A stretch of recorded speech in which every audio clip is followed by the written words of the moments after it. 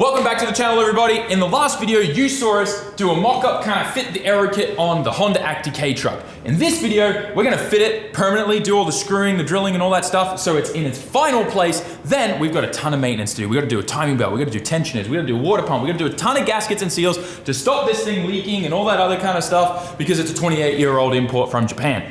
So that's everything we're gonna do. Let's get into it.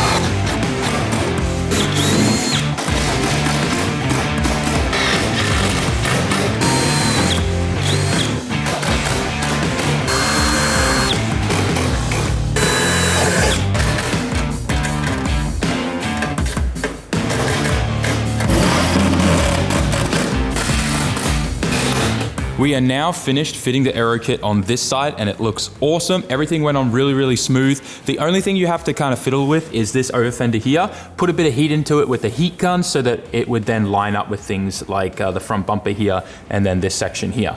That way everything's kind of clearanced, works well, it's in the right shape. It's kind of wild to think about that when we get the right fitting wheels on this, this is gonna be all tire here. It's kind of cool. And that's how that fits. Everything else is great. All the screws clear with this on as well along here. So it's all good. One thing to note though is this can only go on once you have this on. So if you want to take this off, you have to take the first, like the big over fender off, and it's pretty straightforward. That's kind of why we don't have those screws in there, because we're never going to take it back off anyways. But bumpers on and attached. This side though, we are not putting on yet, because we have to do all the maintenance. The way that you get to all the timing stuff in this is wheel comes off, engine mount gets loosened, and the engine drops, and then you're able to get to everything in there on a lift. It's super kind of tedious, but we're gonna get it done.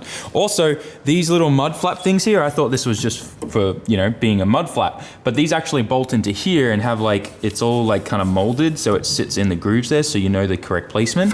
But that is so that you get this bolting point down here so that the side panel all lines up perfectly with everything. So if you have a look here, you can see that's how it all kind of ties together and keeps it in line so that everything lines up. It's really, really well thought out. This kit is actually amazing. And I know I keep saying that, but it really is. It's super nice. All right, so now we're gonna put this thing on the lift, take the wheel off, and get started on the maintenance.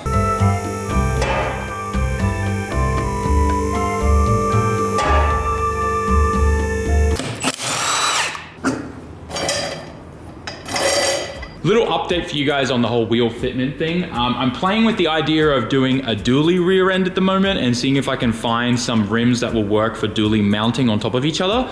Otherwise, we also do have a lead on some big boy wheels, like wide wheels, not you know what I'm saying, wide 14-inch wheels.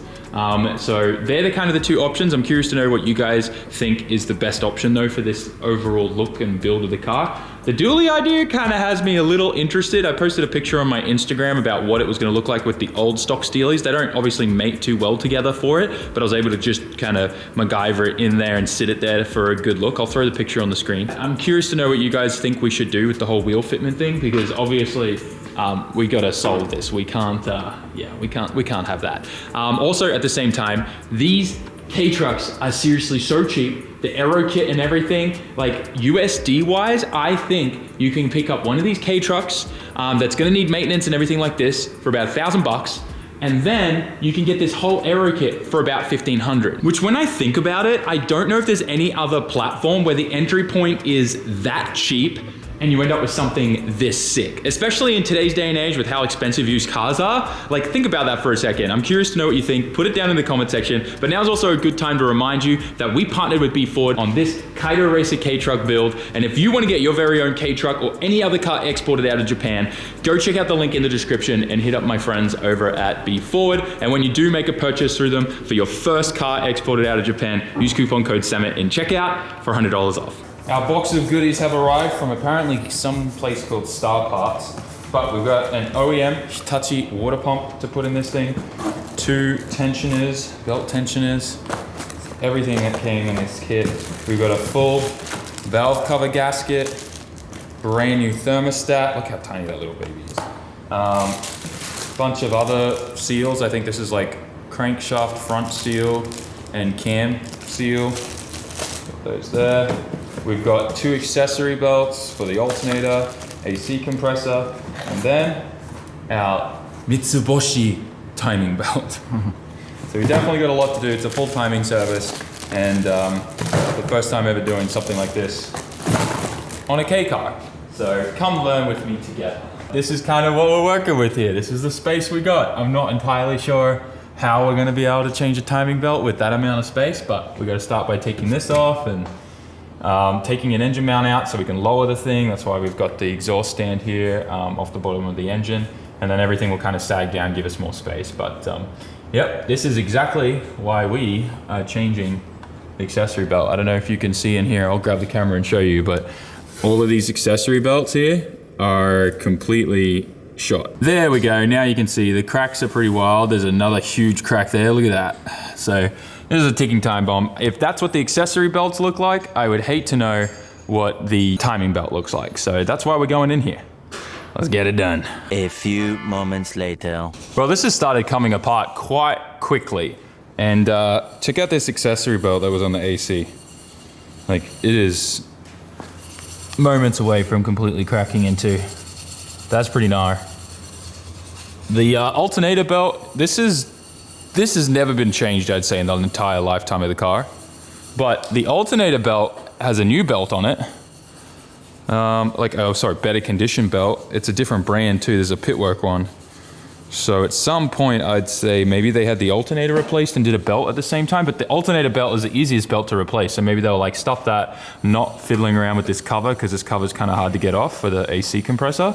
And maybe they just sent it and just, you know, left that belt on for the whole lifetime of the car. But anyways, those are off now. We got brand new ones.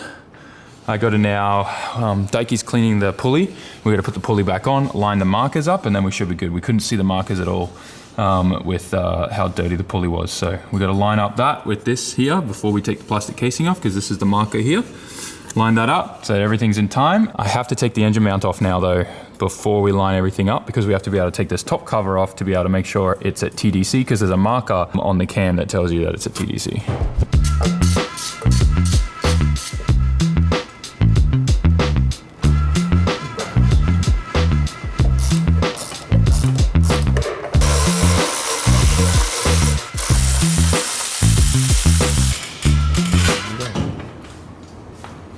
Oh, that's a new experience. Oh, that really hurt. Oh. Unfortunately, this plastic cover is completely melted and effed up. Like, I don't even know how this happened. But this is all melted, like on all of these points here. Look at this. So everything's stuck in here. We're gonna have to order a whole new one. And that's why it looked like the pulley had been rubbing on it, because the whole thing was completely out of shape.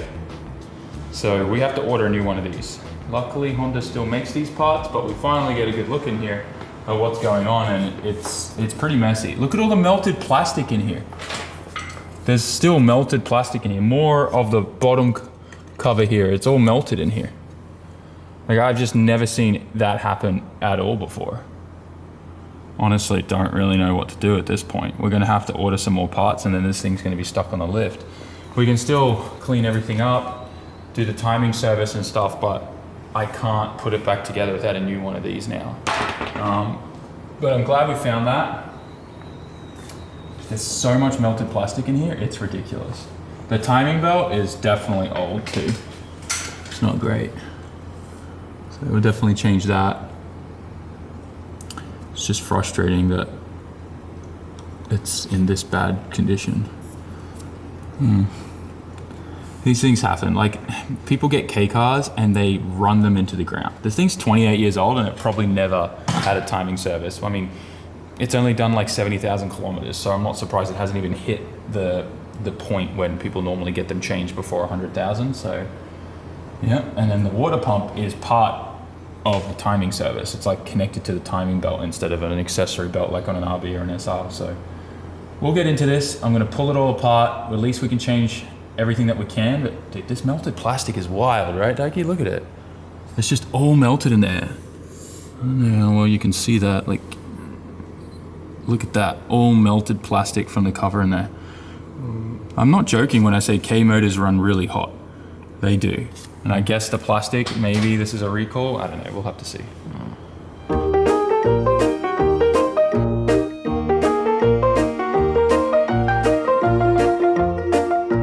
Just got the timing belt off. It's the original Honda one, so this has never been changed. And it's fairly fatigued. Like if I flex it, you can see like all these little cracks and stuff. So this probably would have lasted a lot longer, but it's just good to change. And then looking in here is just, it's a little bit of a nightmare. There's so much melted plastic over here. So this next cover that we need to get off, this is usually the bolt to get it out, but it's all melted all up here. So I'm not sure how we're gonna get it off, probably with a hammer and a chisel. But that's the first time I've ever had to do that. I just hope we can still order this from Honda, otherwise this is gonna be non-cover. All right, I think we've got it now. There we go. Look at this. Look how melted this all is. Oh my gosh. Never seen anything like that. Dude, I'm just glad that like nothing melted like into the timing belt and then made it jump off or F up or blow the motor, you know, because that's definitely what would have happened. Now the main reason why we opened this, and I'm glad we did because now we've got a lot to fix, is because of this leak here. So it might be hard to see, but water's been dripping out of the water pump right in here. So we now got to zip this water pump off. We're gonna make a big mess, so I'm gonna get a huge bucket to catch all the coolant, but that's why we're taking this off.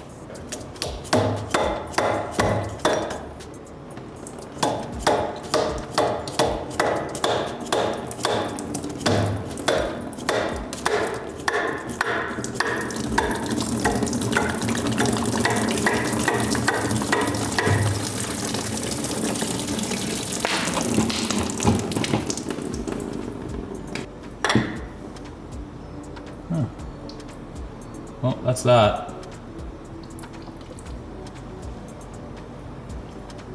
Oh, there'd be more coolant.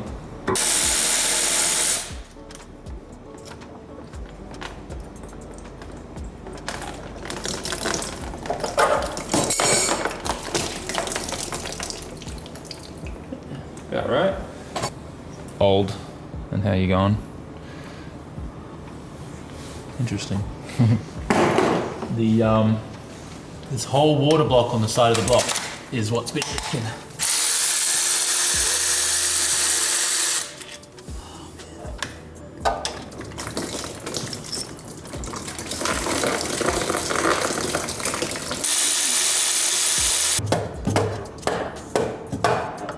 Yeah, look at that. It's just gasket goop.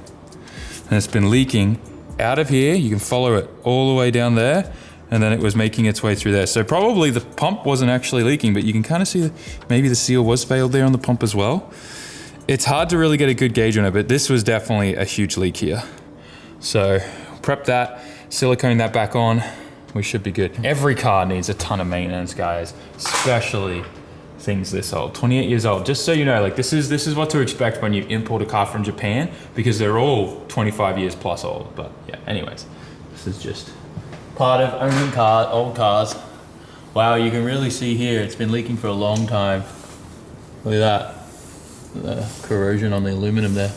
We'll clean that up, put some silicone on there, and she'll be vent and sealed and no longer leaking. Get the whiz out.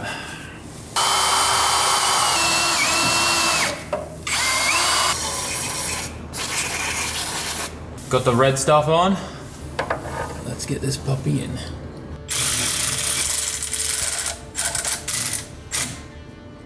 New seal, fresh new water pump. These kits are absolute lifesaver. They come with everything. Like I said, they're available on eBay USA. I found this in Japan. It was like half the price as what the USA one was, but still, it's only like 200 bucks for the whole kit, which is cheap when it comes to timing belt replacement kits, because usually a timing service is like all the tensioners and everything is usually quite expensive, especially on SRs or RBs, you guys know. Fresh O-ring. I always like to put a little bit of silicone grease on these so they don't catch or pinch and tear. Just leave them up. And then this then just goes in with 4 bolts, super simple. It's coming together nice, but after this goes on, there's nothing more I can do until new plastics arrive. We found that it's actually crazy common, apparently, that these melt, and they're all over Yahoo auctions, and we found a full replacement used kit for 10,000 yen. It's quite expensive. I think that was before tax too, so it's gonna end up to be about probably $100 US for the whole thing. It's not too bad when you think about it, and it comes with every single plastic for in there, which we need. But at the end of the day, it's something we just have to do, and now we just are stuck waiting. Now, as you can see, the O-ring just falls out. So what I'm gonna actually do is just put a couple little pieces, bits of silicone in there, just to help hold it in place while it goes on and it stays in the right spot. So just a bit of this stuff, some ultra grade, just a couple dabs to hold the O-ring in place.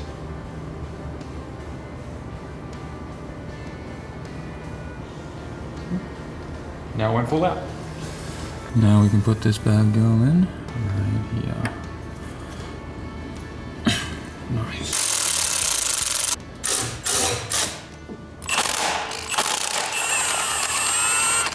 Not bad. You see this? There's melted plastic in the timing gear, guys. Like, just broke it off. Look at all this melted plastic in the timing gear. I ain't never seen anything like that. Jeez. Also, what? Is this splined? No. Weird, this timing gear has a spline in there, but there's no spline on the crank. By the way, that is the cutest little crank I've ever seen. There is a keyway though, like there's a keyway in there. I guess it doesn't really matter, but yeah, whatever. Hey, if it works, it works.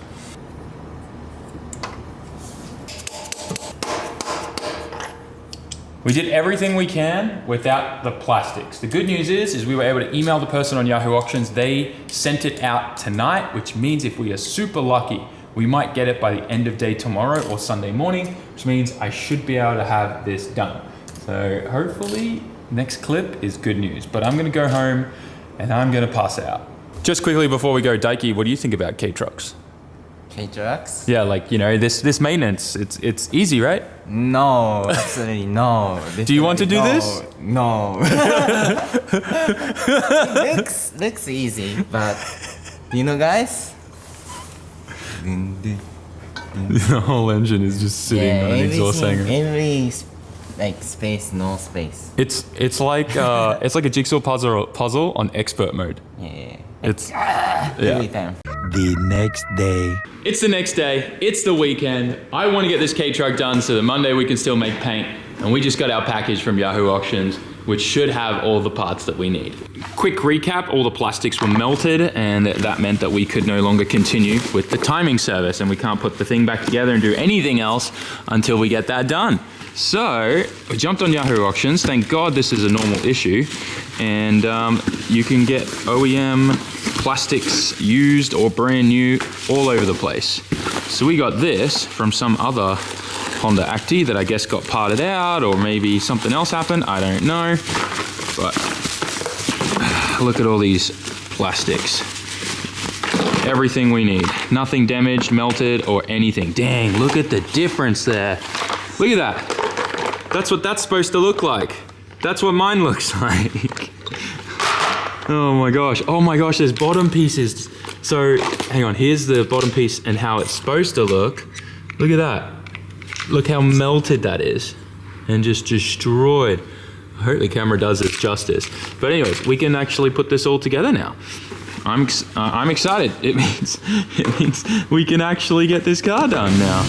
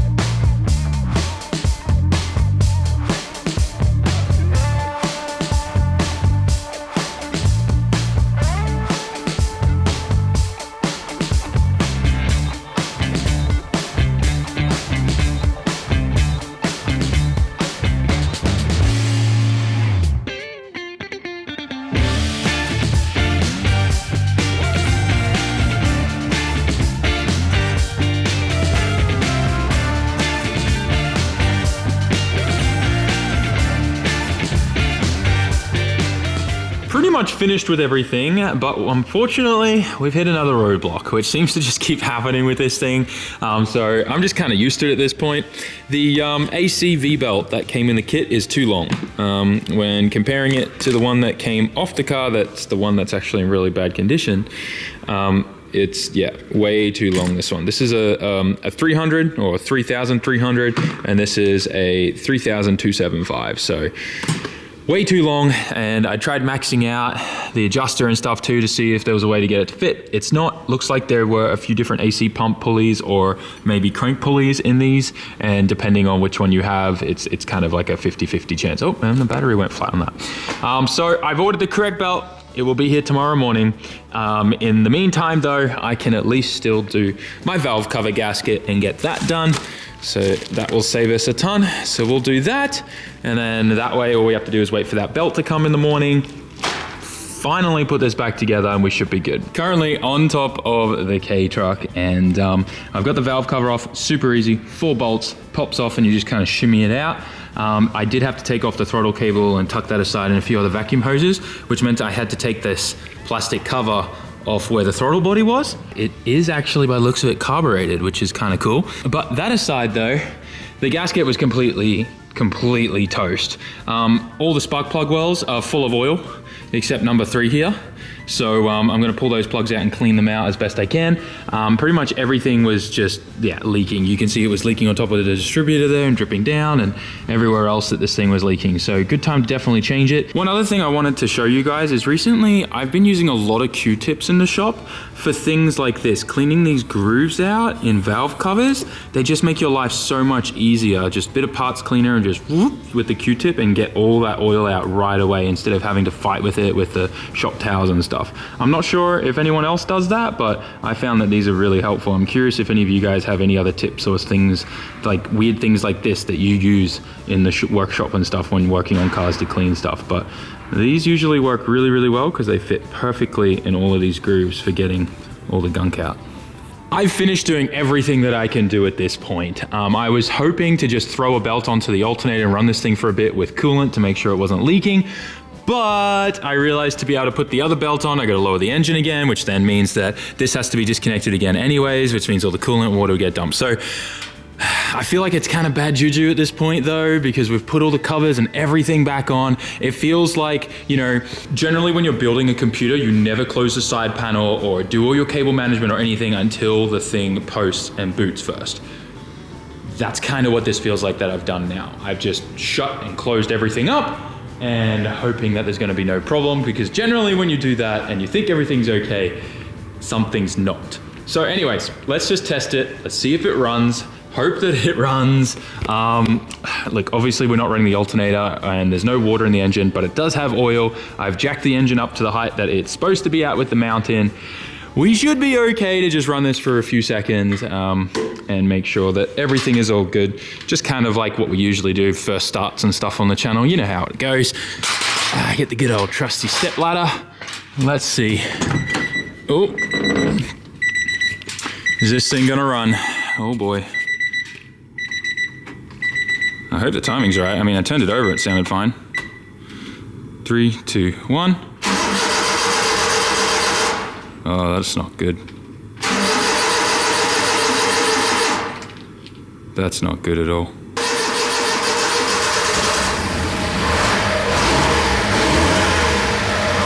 She's a runner, boys!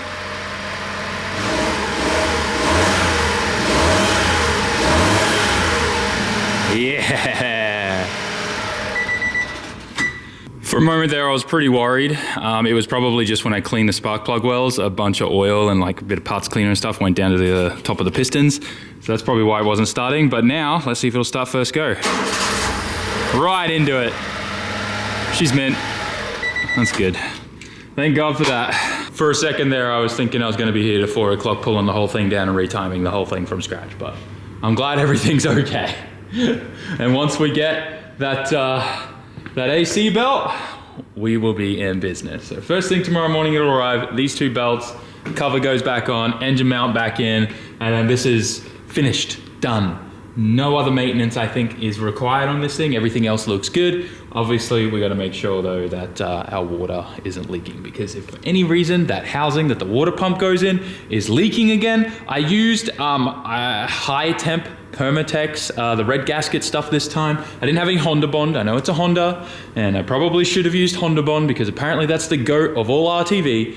But that's all I had. So I used that. I'm a little worried because I've never used the red high temp stuff before for water gaskets, but there's no actual paper gasket for it. It just goes straight to the block, that water block for the water pump and stuff. So if that's leaking again, then I gotta take all of this off again because the pump is connected to the timing belt and the pump is bolted into that housing that bolts to the block. So that's kind of where we're at with that. And I just, fingers crossed that tomorrow is gonna be okay and there's no leaks, because that is the main reason why we ended up doing all of this, was because of the water leaks and then obviously the oil leak from the valve cover gasket. Another thing that I also ordered is apparently these have a distributor O-ring and they like to fail too. So I just ordered one of those. They're like $5. So we'll get that. It's kind of similar actually to the O-ring for the Miatas or the Roadsters, the back of the, you know, cam angle sensor kind of thing, but we should be good. Otherwise, this has been like, it's been a learning experience. It's been fun because it's been a challenge. The only thing is just, it seems like we've had a lot of just little things where, you know, oh, that's broken, so we got to fix that. And then we get in there and then we think we're going to be done in a day. And then it turns out other things are broken, like the melted covers and all that type of stuff. And then the wrong belt and a few other parts and stuff we had to order along the way that just kind of dragged this thing out, which is pretty normal when it comes to cars. So I think we can all relate to that. It always happens. Even though you buy all the parts that you believe or think that you need, something always ends up being either the wrong part or that you need more parts because something's broken. But yeah, that aside, hope you guys have been enjoying the K-Truck build. I wish I could get this off the lift and finish the Aero kit installation, but obviously we're waiting for that belt. How many times have I said that now? I don't know. I'm getting repetitive.